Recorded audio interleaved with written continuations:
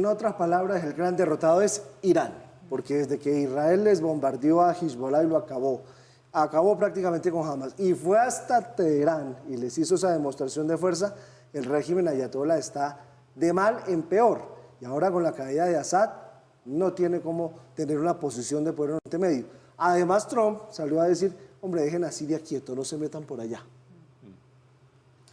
Mauro, pero a mí me causa curiosidad que hoy los grandes análisis se centran en este tema de Irán, pero también hay que tener en cuenta que siguen enriqueciéndose con uranio. Así todos estemos pensando que están debilitados, también pueden llegar a estar desesperados y no sabemos hasta qué punto en medio del debilitamiento esto pueda llegar a ser una escalada más adelante. No, claro, es que son varios... Lo que dice la María es cierto, las armas químicas que tenían, Israel las bombardeó, para tratar de evitar que los rebeldes cojan esas armas y las utilicen después contra cualquiera. Es que cuando eso está tan atomizado que uno se pregunta, ¿y quién manda allá? Es que eso es lo delicado del asunto. Yo creo que la pregunta del millón es esa, ¿cómo se va a dar esa transición de poder y cuáles van a terminar siendo los actores fundamentales? Porque el papel de Irán y de Rusia cambió por completo, es así y esa es la realidad.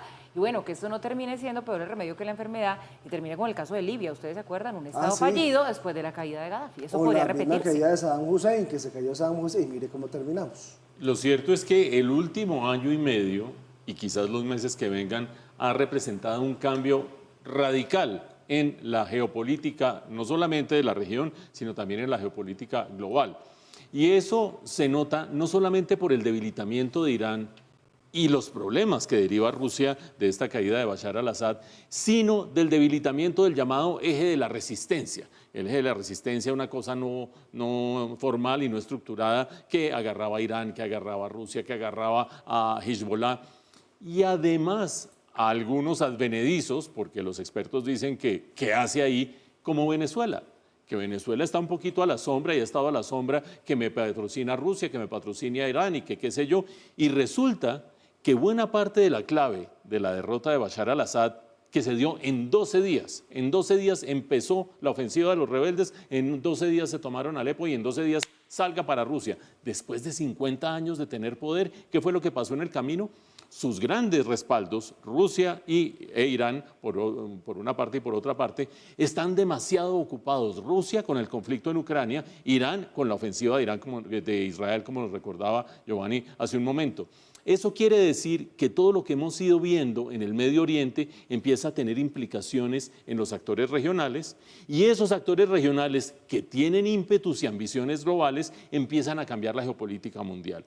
¿Quiere eso decir además que cuando los militares deciden no respaldar más a un tirano, ese tirano se cae así de simple, como sucedió con Bashar al-Assad?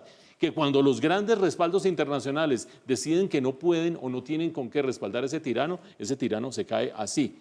¿Estoy hablando de Nicolás Maduro? No, estoy caracterizando una situación de alguien que en el mundo supone que sus grandes respaldos son Irán y Rusia, que han demostrado estar demasiado ocupados con conflictos regionales para andar respaldando tiranos en el otro lado del mundo y a los cuales les puede cambiar el entorno internacional de la noche a la mañana. Muchos otros factores se juegan en América Latina, sin lugar a dudas, pero lo cierto es que ese eje de la resistencia, llamado por otros como el eje del mal, está tremendamente debilitado, casi diría yo que en retirada en la geopolítica global.